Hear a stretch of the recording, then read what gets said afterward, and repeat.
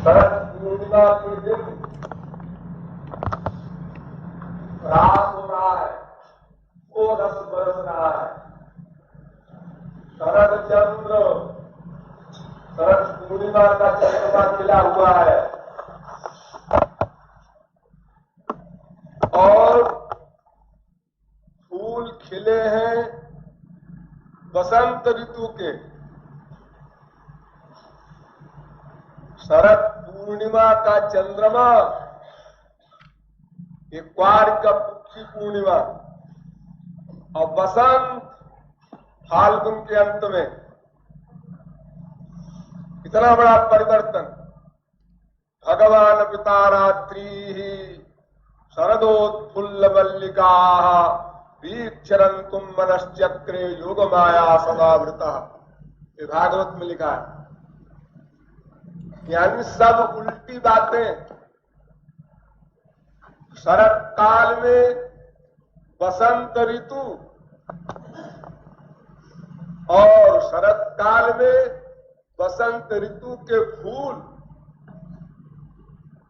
और पूर्ण काम आत्माराम श्री कृष्ण ने रमण करने की इच्छा की। सब विरोधाभास। भगवान पिता रात्रि शरदोत्फुल्ल मल्लिका।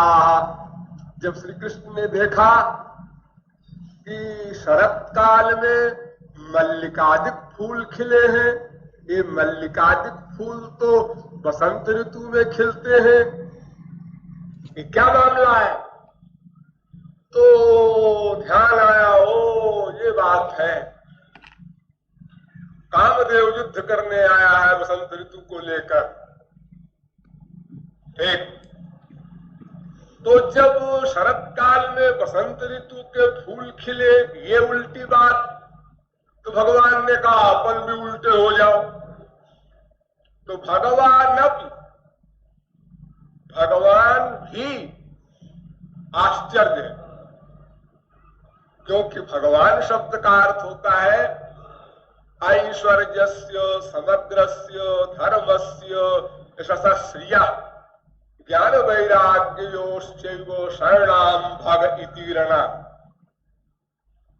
6 ऐश्वर्य अनलिमिटेड लिमिट के, अनंत मात्रा के जिसमें हो, वो भगवान ने 6 ऐश्वर्य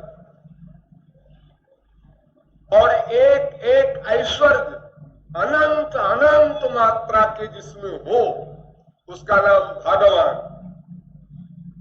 अरे भगवान तो दूर की बात है, एक छोटा सा दर्जा होता है ज्ञानियों का, आत्माराम। आत्माराम एक क्लास है, जीव साधना करके आत्माराम बन जाता है। तो आत्माराम की योग्यता ये हो जाती है, यत्र ही द्वैतम भवति तदितर इतरम पश्येत् तदितर इतरम शृणोति तदितर इतरम अभय तदितर इतरम जिघ्र तदितर इतरम अमिते तदितर इतरम विजानाति यत् सहि सर्वमात्म व्याभूत केन कम पश्येत् केन कम शृणुयात् केन कम जिघ्रेत् केन कम मन्वेत् केन कम अवधेत् कम विज्ञातार मरे केन विजानीयात्। वेद कहता है। यानी आत्माराम हो जाने के बाद फिर वह पर्सनैलिटी, वह आत्माराम की उपाधि प्राप्त किया हुआ संत, वो ज्ञानी, फिर किससे किसको देखे, किससे किसको सुने, किससे किसको सूंघे, किससे किसको बोले, किससे किसको सोचे, किससे किसको जाने। यानी वह आत्माराम ज्ञानी अपने को ही देखता है, अपने को ही सुनता है, अपने को ही सूंघता है, अपने को ही जानता है, अपने को ही सोचता है। अपने माने आत्मा, अर्थात सर्वत्र अपने आप को देखता है और कुछ देखता ही नहीं। आप माने शरीर नहीं, आत्मा सर्वत्र मैं रूपी आत्मा को देखता है और कुछ देखते ही नहीं, यानी फुल मैड। किसी को नहीं पहचानता, केवल आत्मा को ही देखता है, वो आत्माराम। फिर आत्माराम के भी जो राम है, आत्माराम के भी जो राम है, उनको भगवान कहते हैं, श्री कृष्ण। वे कितना उल्टे हुए, अपने में परिपूर्ण तृप्त। इनको भी डिग्री मिली है आत्माराम की। श्री कृष्ण को भी आत्माराम बनाया, उन्हें ने बनाया, श्री कृष्ण ने अपने आप को बनाया आत्माराम। इसलिए भागवत में एक श्लोक और है, आत्मा रामोप्यरीरमत। आत्मा राम ने भी रमण किया। आत्मा रामोप्यरीरमत, अपनी आत्मा में ही रमण करने वाले ने अन्यत्र रमण किया। श्री कृष्ण की आत्मा कौन? राधिका। आत्मा तो राधिका तस्य तयैव रमणादसौ आत्मा राम प्रोक्तो मुनिभिर्गूढ़ वेदिभिः। श्री कृष्ण की आत्मा राधा, तो केवल राधा से ही रमण करने वाले, और राधा कौन? स्वयं श्री कृष्ण ही दो बन गए, यानी श्री कृष्ण अपने में ही रमण करने वाले, और आज अनंत जीवों से रमण कर रहे हैं, जो गोपी भेष बना बना कर आए हैं। ये उल्टी बात, आत्माराम बाहर रमण कर रहा है, तो फिर भगवान अपितारात्रि शरदोत्फुल्ल मल्लिका, शरद काल में वसंत कालीन मल्लिकादि पुष्पों को खिला हुआ देखकर भगवान ने भी मनश्चक्रे, मनश्चक्रे, संस्कृत के विद्वान जानते होंगे, यहां तो कोई होगा नहीं खास। मनश्चक्रे आत्मने पर धातु है, चक्रे एक चकार होता है, परस्मै पद धातु, एक चक्रे माने भगवान ने भी मन को बनाया, बनाया। उनके मन मन नहीं है, अप्राणो यमना शुभ्रो अक्षरात् परतः परः, मन मन नहीं था, क्योंकि जब अपने में परिपूर्ण है, तृप्त है, तो मन की आवश्यकता क्या। लेकिन जब दूसरे का प्रकरण आएगा, तो या तो मन को बनाओ या तो जवाब दे दो। तो जब जीव कल्याण का प्रश्न आया कि जीवों को रस कौन देगा, तुम तो बन बैठे आत्माराम वे मन के, फिर जीवों को आनंद कैसे मिलेगा। तो भगवान ने कहा अच्छा भाई, फिर ये भी बेगारी सही। तो मनश्चक्रे, तो एक मन बनाया जबरदस्ती, और योग माया समावृता, फिर योग माया को बुलाया। अब खेल होगा ना, संसार में जैसे बुद्धि के द्वारा अभिनय करते हैं माइक लोग, ऐसे ही भगवान और महापुरुष योग माया के द्वारा अभिनय करते हैं। इनका खेल, इनका रमण योग माया के द्वारा होता है, और हम लोगों का माया के द्वारा होता है। इतना सा फर्क है, एक शब्द अधिक है जरा उनमें, योग माया।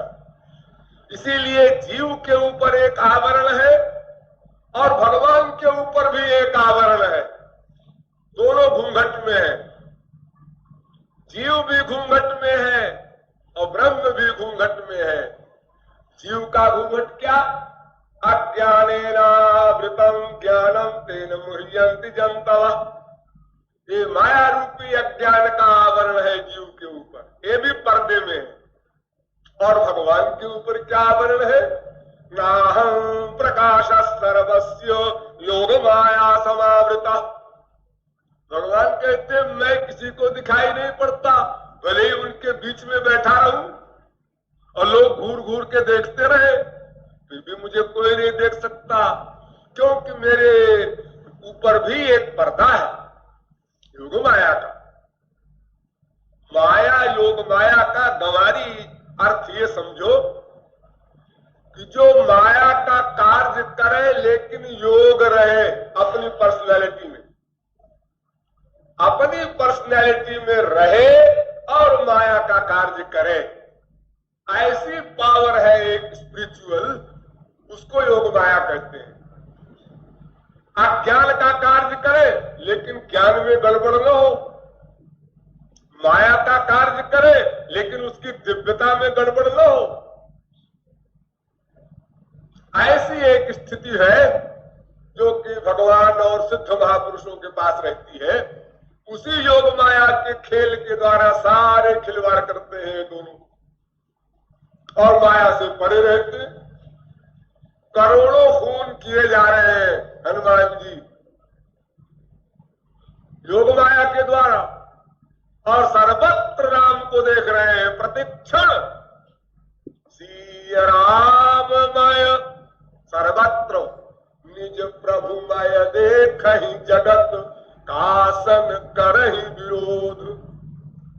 अपना वक्षस्थल ही फाड़ डाला हनुमान जी ने, यानी राम के बिना आंखें किसको देखे। अरे हनुमान जी हो चाहे कोई महापुरुष हो, एक बार जब श्याम सुंदर को देख लिया तो क्या वो आंखें फिर और कुछ देखेंगी?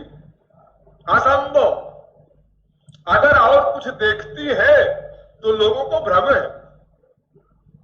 जैसे एक महापुरुष रसगुल्ला खा रहा है और रसगुल्ला खा करके वाह बड़ा अच्छा, सुनने वाले सुन रहे हैं, देख रहे हैं, नोट कर रहे हैं, ये रसगुल्ला खाकर बड़े विभोर हो रहे हैं जैसे हम विभोर होते हैं।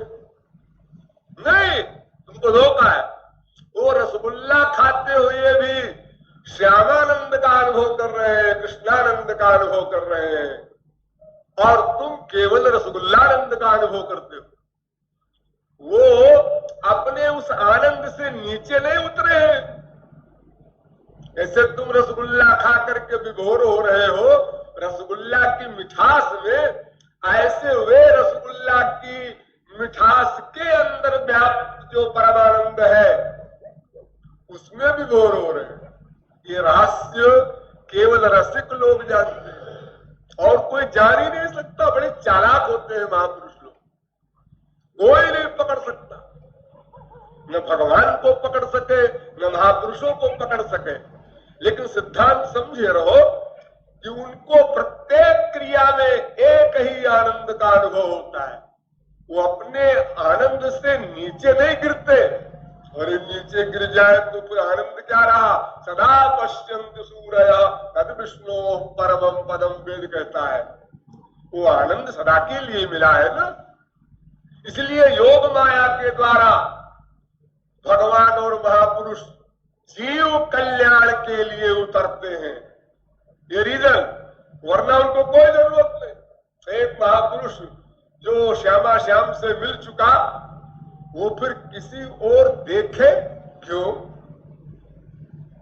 किसी की ओर देखे क्यों? और अगर किसी की ओर देखता है तो उसकी ओर नहीं देखता, उस ओर श्यामा श्याम खड़े हैं उनको देखता है, उसको नहीं देखता। अगर किसी की आंख भी देखता है महापुरुष तो उसकी आंख वाले को भ्रम है कि मेरी आंख को देख रहा है। ना ना, उसकी आंख में खड़े श्याम सुंदर है, उसको देख रहा है। अगर अपनी पर्सनैलिटी में रहे तो। लेकिन अपनी पर्सनैलिटी में रहते हुए भी जब योग माया का अवलंब लेकर के जीव कल्याण के लिए माया का कार्य करता है तो अपनी पर्सनैलिटी में तो रहता है, लेकिन साथ ही फिर सब व्यवहार करता है। जितने व्यवहार विश्व में होते हैं, बाहर का हाथ जो कुछ भी है, लेकिन उस समय भी जब क्रोध की एक्टिंग करते हुए हनुमान जी पहाड़ों को लेकर के रावण के खानदान पर फेंक रहे हैं, ये मतलब नहीं है कि 1/100 सेकंड को भी रामानंद से अलग हो गए। त्रिभुवन विभव हे तवे व्यकुंठस स्मृति रजितात्म सुरादिभिर्विमृत्यात् न चलति भगवत पदार बिंदाल लवन विषार्धमपि यस्य वैष्णवाग्र्य। 1/100 सेकंड को भी भगवत प्राप्ति के बाद भगवान से वियोग नहीं हुआ करता। और अगर भगवान से माने उनके शरीर से वियोग हो भी जाए तो उनके आनंद से वियोग नहीं होता, वो नित्यानंद नित्य रहेगा। तो योग माया के द्वारा भगवान या महापुरुष कोई भी तभी कोई काम शुरू करेंगे जब जीव कल्याण खोपड़ी में आएगा, वरना कोई आवश्यकता नहीं। क्षीर सागर में सो रहे हैं, योग माया कोई जरूरत नहीं। एक महापुरुष गोलोक में है, योग माया कोई जरूरत नहीं। जब मृत्यु लोक में आएगा तो यहाँ माइक जगत को देखना है, उससे बात करना है, उसकी खुशामद करना है, उसका गुलाम बनना है, उसके कल्याण के लिए। उसी की तरह सभ्य बनना है, उसी की तरह कपड़े पहनना है, उसी की तरह शब्दोच्चारण करना है, उसी की तरह सारा व्यवहार करना है कि किसी प्रकार उसको मिलाओ अपनी तरफ और मिला करके उधर पार्सल कर दो। ये 420 है, अपनी अपनी पार्टी की पॉलिटिक्स है। संसार में जैसे लोग करते हैं तरकीब भिड़ा भिड़ा करके अपनी पार्टी को बढ़ाते हैं, कांग्रेस, सोशलिस्ट, कम्युनिस्ट वगैरह वाले, उसी प्रकार ये महापुरुष लोग भी बड़ी चालाकी से और बड़ी मेहनत से और बड़ी सूझबूझ से, बड़ी सावधानी से एक जीव को ईश्वर की ओर मुखातिब करते हैं। उनका वो प्रयास इतना कठिन है कि सरस्वती बृहस्पति नहीं समझ सकते उसको, महापुरुष और भगवान दो ही समझते।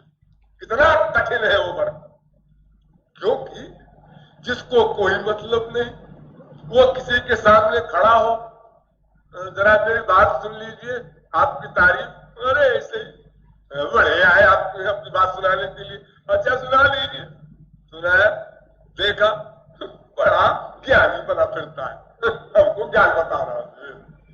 महापुरुष तो गए आपके कल्याण के लिए और आपने घूर कर देखा बड़ा महापुरुष बनता है। ये हम लोगों का हाल है, लेकिन फिर भी महापुरुष ये सब बर्दाश्त करता है, अनजान बन करके उसको भुला देता है। जीव है, सोचेगा ही ऐसा, इसका तो अपना धंधा ही है, अपन लगे रहो इसके पीछे। अच्छा कोई बात नहीं, बच्चा एक बार सोचा, 2 बार सोचो, 10 बार सोचो, फिर तो ठीक ठीक सोचोगे, हम आशा करते हैं तुमसे। इतना कठिन व्यापार है, क्योंकि अनंत जन्मों की बिगड़ी हुई बुद्धि है, उससे कैसे आशा की जा सकती है एक स्पीच दिया और सब काम बन गया। ऐसे अधिकारी जीव कहां मिलेंगे? तो उसी योग माया के द्वारा जब जीव कल्याण का प्रश्न आता है तो भगवान अवतार लेते हैं। चलो जी, सबके बाप अब बेटे बनो, आई मुसीबत, अब बुरे दिन आए, अब नंद कुमार बनो, दाशरथी बनो, अब चलो बेटे बनो। सबके बाप बेटे बने, कितना बुरा दिन है, सोचो जरा। क्या पोजीशन थी? जो परम पिता है वो एक साधारण से हीर का बेटा बनने जा रहा है, और ऐसे बढ़िया ढंग से बनेगा, कोई ताड़ न सके, कोई जान न सके, यहां तक कि जिसका बेटा बनने जा रहा है उसको भी न मालूम होने पाए। इतना बड़ा कमाल, वही योग माया। लेकिन उसको वरदान दे रखा है कि तुमको बता देंगे, तुम किसी को बताना मत।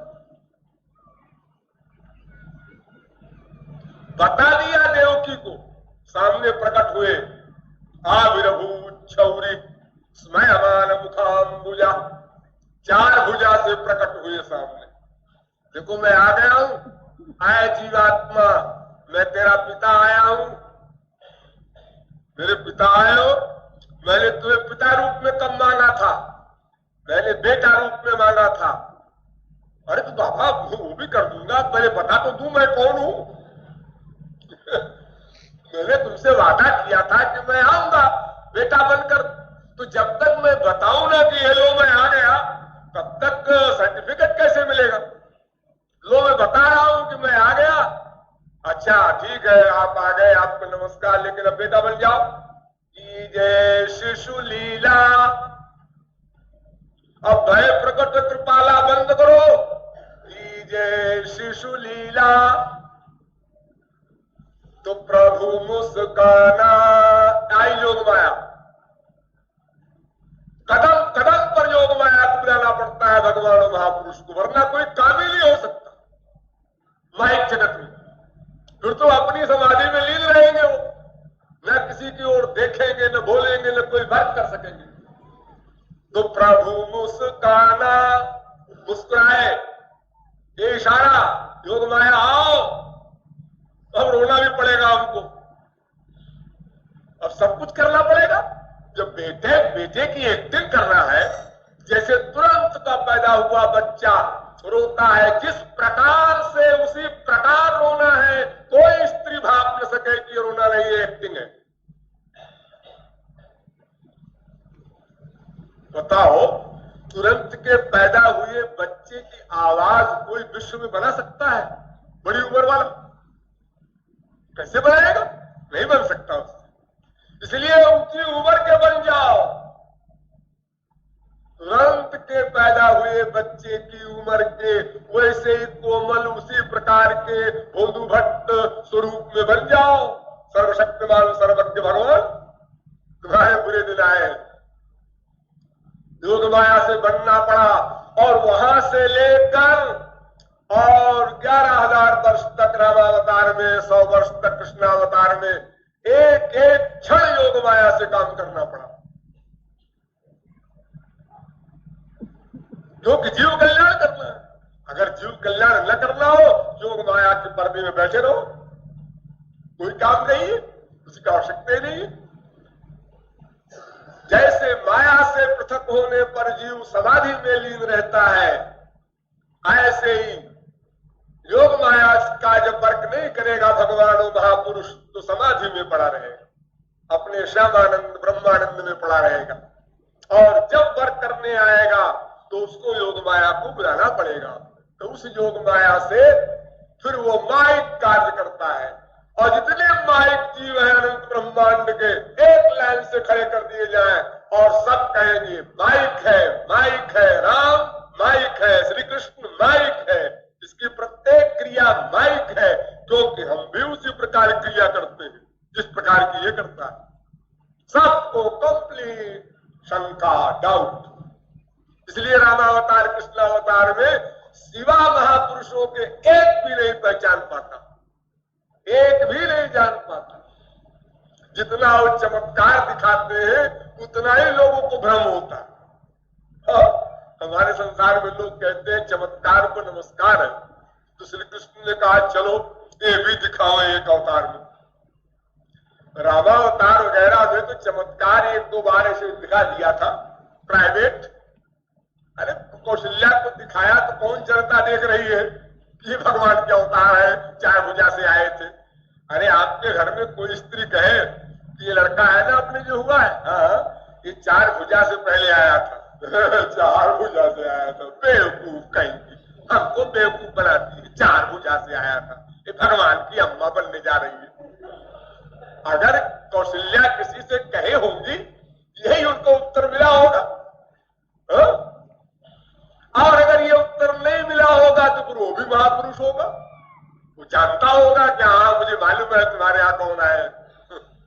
अन्यथा भला कोई जीव इतनी बड़ी बात कैसे मान लेगा? अपना बेटा अगर घोर गोबर गणेश हो तो भी कोई माँ उससे अच्छा किसी के बेटे को मानने को तैयार नहीं। अपने कुरूप बेटे को देखने में जो माँ को आनंद मिलता है, चिपकाने में, चूमने में जो आनंद मिलता है, वो दूसरे के बच्चे के देखने में नहीं मिलता। लेकिन आश्चर्य सबको हो रहा है ब्रज में कि अपने अपने बच्चों को फेंक करके ये सब नंदन को देखने के लिए क्यों परेशान है? सवेरा हुआ कि बहाना ढूंढ ढूंढ करके अनेक प्रकार के ब्याज से, छल से और श्री कृष्ण के दर्शन के लिए लाइन चली जा रही है, चाहे वो लड़की हो, चाहे युवती हो, चाहे बूढ़ी हो। ये ऐसा क्यों हो रहा है? अपना बच्चा छोड़ करके दूसरे के बच्चे को देखने के लिए व्याकुल है। ये कुछ स्वाभाविक आकर्षण है। इसीलिए एक महापुरुष ने कहा था, त्वं चुंबकोऽसि माधव नूनम नूनम लौहमयी नूनमंगना जाति। ऐसा लगता है कि आए श्री कृष्ण तुम चुंबक, और जितने ब्रजवासी हैं ये सब लोहे के हैं, इसीलिए तुम जिधर जाते हो सब खींचे चले जाते। कोई रिश्तेदारी नहीं, कोई मतलब नहीं, गरज नहीं, खा मखा लोग भागे जा रहे हैं पीछे पीछे तुम्हारे। ऐसा लगता है तुम चुंबकोऽसि माधव लौहमयी नूनमंगना जाति। जहां जहां तुम जाते हो वही वही सारे लोहे खींचे चले जाते हैं अपने आप। क्योंकि भगवान और महापुरुष ये दोनों ऐसे चुंबक हैं कि आपका अंतःकरण जितनी मात्रा में शुद्ध होगा उतने आप खींचेंगे। जैसे एक चुंबक होता है, उसको बीच में रख दो और चारों ओर सुई रख दो, एक गोलाई में डिस्टेंस एक रहे, लेकिन सुइयों में यह अंतर रहे। एक सुई बिल्कुल लोहे की क्लीन, एक सुई में 1% मैल, एक में 10% मैल, एक में 50% गड़बड़, एक में 90% गड़बड़। ये गड़बड़ियों की लिमिट अलग अलग रहे। ऐसा करके देख लो तो उसमें यह होगा कि जो सुई प्योर लोहे की है चट आके चिपक जाएगी, और जितने जितने परसेंट आगे मैल है या और धातुएं मिली है सुई में, उतने उतने वो देर में चुंबक की ओर खींचेगा, और नजदीक चुंबक आएगा तब खींचेगा। कुछ ऐसी भी सुइयां होंगी जो वहां चुंबक मिला दो तो भी खड़ी रहेगी अपनी जगह पर उसमें कोई असर नहीं होता है। यानी जो पापवंत कर सहज स्वभाव वो नहीं जा सकता। तो रामकृष्ण कितने ही प्रयत्न करें स्वयं खड़े होकर के गोद में बैठ करके उसके, लेकिन वो कहता है पकड़ लो इस छोकरे को। कहता है दुर्योधन पकड़ लो इस छोकरे जादूगर को, ये जादूगरी दिखाने आया है यहां पर। जब पकड़ने गए नहीं पकड़ पाए, फिर जादूगरी दिखाया इसने, तो विराट रूप दिखाया श्री कृष्ण ने। तब मुस्कुराया दुर्योधन और कहा उसने, जानामि धर्मं न च मे प्रवृत्तिर्जानाम्य धर्मं न च मे निवृत्ति केनापि देवेन हृदय स्थितेन यथा नियुक्तोऽस्मि तथा करोमि। अरे अरे मैं तुमको जानता हूं अच्छी तरह से, तुम भगवान हो, ये चमत्कार क्यों दिखा रहे हो? मैं जानता हूं, लेकिन तुम्हारी बात नहीं मानूंगा, क्योंकि तुम्हारी मंशा नहीं है कि मैं तुम्हारी बात मानूं। तुम हृदय से घुमा देते हो कि मेरी बात मत मानना, मुझे महाभारत करना है। अगर तुम मेरी बात मान गए और मेरा राजदूत बनना सफल हो गया तो 5 गांव मिल जाएगा पांडवों को, सारे मक्कार बने रहेंगे भारतवर्ष। हमें मक्कारों को समाप्त करना है ना, इसलिए मैं तुमको जानता हूं, लेकिन सूच्यग्रम नहीं वदास्यामि बिना युद्धेन केशव। बिना युद्ध किए सुई के अगले भाग यानी लोक के बराबर जमीन भी नहीं देंगे। 5 गांव की बात तो बहुत दूर की है। तुम गाय के चरवाहे पॉलिटिक्स नहीं जानते। अरे 5 गांव दे दे। देखो एक कंपनी इंग्लैंड की इंडिया में आई थी व्यापार करने, और यहाँ सारे देश पर इतने साल तक हुकूमत करती रही, तो फिर मैं 5 गांव दे दूं और धीरे धीरे तुम 10 गांव वालों को मिलाओ, फिर 100 गांव वालों को मिलाओ और हमारी मुसीबत कर दो। इसलिए सुई की नोक के बराबर जमीन नहीं थे। चले आया खिसिया करके ठाकुर जी लौट आए। सोचो अगर उस समय आप लोग भी तो रहे होंगे ना, और बड़े बड़े महात्माओं ने कहा होगा श्री कृष्ण भगवान है, अच्छा अच्छा आपकी देखना है भगवान कैसे है, राजदूत बन के गए, देखो क्या करके आते हैं। तो भाई क्या हुआ? वो तो बिल्कुल नहीं मानता, कहता है सुई के नोक के बराबर जमीन नहीं देंगे। तुम लौट आए, क्या करते? देखा है भगवान है। अरे भगवान होते तो अंदर से घुमा देते, दुर्योधन के अनंत ब्रह्मांड उलट जाए, दुर्योधन की खोपड़ी भी क्या लड़ा। अरे जिसके मुस्कुराने से अनंत ब्रह्मांड बनता है, जिसके भाव के नचा देने से अनंत ब्रह्मांड का प्रलय होता है, वो एक आदमी के दिमाग को न घुमा सके। अरे साधारण पॉलिटिशियन कूटनीतिज्ञ लोग कितने बड़े बड़े काम कर जाते हैं हमारी दुनिया में, तो फिर भला बताओ कि सर्वशक्तिमान भगवान ये न करे और हम उसको भगवान मान ले? बिल्कुल नहीं। तो हम लोग भी वहां थे, हम लोगों ने कहा है, हम तो पहले ही कह रहे थे, ऐसे ही दो चार बाबा है अपने यहाँ खपती लोग, दुर्वासा वगैरह, ये उड़ाते रहते हैं कि ये भगवान है भगवान है भगवान है। आखिर अपने भी अकल रखो, पढ़े लिखे हो, सोचो ऐसे कहीं भगवान हुआ करते? अरे भगवान होते तो फिर ऐसा कैसे होता? उनको पहले से पता होता अगर भगवान होते कि वो मानेगा ही वहां क्यों इंसल्ट कराने जाओ, चलो यही सही।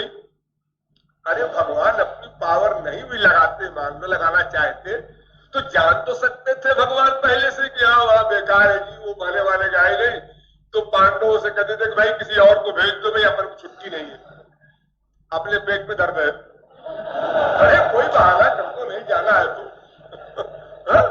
बड़ी शान से गए, हाँ हाँ जा रहे हैं, और समझाने के लिए बड़ा लेक्चर दिया बाकायदा, और बड़ी बड़ी पावर दिखाया, अपनी विराट रूप दिखाया, दिव्य दृष्टि दिया उसको, वरना दिखता कैसे हो विराट रूप? जैसे अर्जुन को दिव्य दृष्टि देकर के विराट रूप दिखाया था, ऐसे ही इतनी मेहनत किया लेकिन साथ बेकार गया। अर्जुन को दिव्य दृष्टि देकर विराट रूप दिखाया तो वो तो बेचारा तैयार हो गया युद्ध के लिए, और दुर्योधन को दिखाया तो उसने कहा बिल्कुल नहीं, चले जाओ। तो योग माया वाले कार्य देखने में माया के समान होते हैं। भक्त हे तू भगवान प्रभु राम धर्यु तनु भूपो, अब किए चरित पावन परम, लेकिन प्राकृत नर अनुरूप। ठीक प्राकृत आदमी की तरह, माइक व्यक्ति की तरह उनकी सारी लीलाएं होती हैं। तो उन लीलाओं को देखकर कोई ये कल्पना करेगा मायातीत? एक भी राम लीला श्याम लीला को उठा लो, जब से पैदा हुए तब से लेकर आखिर तक, तुम्हें कहां मिलेगी भगवत्ता? और अगर किसी एक के साथ भगवत्ता दिखाया भी तो उसके प्रमाण को सब कैसे मान लेंगे? सब कहेंगे हमको भी दिखाओ अपना विराट रूप को, हम जाने कि तुम भगवान हो। तो भगवान कह देंगे तुम अधिकारी नहीं हुए। अधिकारी नहीं हो, दिखाना तो आता नहीं, भगवान तो है ही नहीं, कह दिया अधिकारी नहीं। अरे अगर तुम भगवान हो तो अधिकारी भी बना दो, क्या बड़ी बात तुम्हारे लिए है? भाई ऐसा कानून नहीं है, ऐसा कानून नहीं है, न करना हुआ तो 50 बहाने। तो हम लोग उस समय में भी ऐसी सब बातें करते रहे हैं। जब जब अवतार होते हैं अपने दो चार बैठ करके मीटिंग करके और खिल्ली उड़ा करके आप चल लिए लेफ्ट राइट क्विक मार्च। अरे कितने भगवान के अवतार आए चले गए जी, हम अपने जहां के तहां खड़े रहते हैं, अपने में कोई परिवर्तन नहीं। और अगर थोड़ी सी सुई हिली भी, जरा सी हिल गई फिर खड़ी हो गई। जरा सा दिमाग में आया भी यार बात जरूर कुछ न कुछ है, कुछ न कुछ बात जरूर है, लेकिन क्या बात है कुछ नहीं जी। बड़ी शक्तियों को देखकर नारकी जीव भी एक बार हिल जाता जरूर है, यार बात जरूर कुछ न कुछ है, कुछ न कुछ बात जरूर है। मैं एक हंसी की बात बताऊं, भगवान महापुरुषों की छोड़ दो, मैं अपनी बात बताऊं, अपनी बीती। एक बार भरतपुर में हमारा लेक्चर हुआ, यहाँ कई लोग बैठे हैं जो वहां थे उस समय। तो लेक्चर के बाद में जुलूस निकाला गया हमारा। तो एक बार रायगढ़ में भी निकल चुका था जुलूस उसी प्रकार का। तो मैंने माइक सामने रखवा लिया। मैं जुलूस में इसलिए नहीं चलना चाहता कि बैठे हैं जगत गुरु जी पत्थर की मूर्ति की तरह। तो मैंने कहा भाई मैं तो कीर्तन करता चलूंगा, मैं ऐसे नहीं बैठूंगा पत्थर की मूर्ति की तरह। ऐसे शर्म लगती है एक तो, फिर हमारा नेचर गंभीरता का है। गंभीरता से बैठना 2 मिनट खलता है हमको। जबरदस्ती 3-4 घंटे 5 घंटे सारे बाजार में बैठे हैं बिल्कुल इस प्रकार से। तो कोई 100 वर्ष का बूढ़ा हो, बहुत ही ऐसा कोई एक्टिंग वाला आदमी हो, कष्ट होता है। तो मैंने कहा मेरे सामने माइक रखो, मैं तो कीर्तन करूंगा। तो मैं कीर्तन करता हुआ चला, और जब पहले मैं बोलूं बाद में कई हजार लोग बोले, गोपीचंद वल्लभ श्याम। तो ऐसा कुछ बन गया भगवान नाम के कारण कि जो बड़े बड़े पेट वाले सेठ लोग थे सब नाचने लगे एक तरफ। यानी कई हजार लोग सड़क पर, एक ऐसा दृश्य जो कि हिस्ट्री में न हुआ हो, किसी को होश ही नहीं मैं कौन हूं क्या हूं, सब नाच रहे हैं। तो एक मस्जिद आई, तो मस्जिद के सामने नमाज पढ़ के लौटने वाले मुसलमान 100, 200, 500 खड़े थे। तो उन लोगों ने कहा, और सत्संगियों ने सुना, मैंने नहीं सुना, मैं तो ऊपर था और मैं कीर्तन करा रहा था। तो उन्होंने कहा यार इनके यहाँ जो श्री कृष्ण का ये सब कहा जाता है, ये सब भागे भागे घूमे थे उनके पीछे, बात कुछ सही जचती है। इनके यहाँ हिंदुओं के यहाँ जो श्री कृष्ण के बारे में कहा जाता है कि लोग ऐसे ऐसे भागते थे उनके पीछे, ऐसे दीवाने हो जाते थे, कुछ ठीक लगता है। देखो नहीं किसी को होश ही नहीं, नाच रहे सड़क के ऊपर सब, बड़े बड़े कोल वाले, बड़े बड़े सेठ, बड़े बड़े ऑफिसर, किसी को होश नहीं। तो उस कृष्णावतार में जो कुछ हुआ है वे ठीक ही लिखा होगा। तो यानी उन मुसलमानों को इस वर्तमान इन लोगों के नाच गान और इस विभोर अवस्था के देखने पर ये आइडिया हुआ कृष्णावतार में जो कुछ बात कही गई है बात तो ठीक लगती है, ऐसा हुआ होगा जरूर। वो ऐसा अनुभव हो जाता है। तो योग माया के द्वारा भगवान रास करते हैं, यानी मन बनाते हैं, फिर जीवों के साथ क्रीड़ा करते हैं। ये विरोधाभास भगवान ने जीव कल्याण के लिए किया। वो यहाँ पर प्रकरण है शरद चंद्र उत्फुल्ल मल्लिका ऋतु बसंत रिझवान। बोलो बोलो बोलो, नाटक हो गया।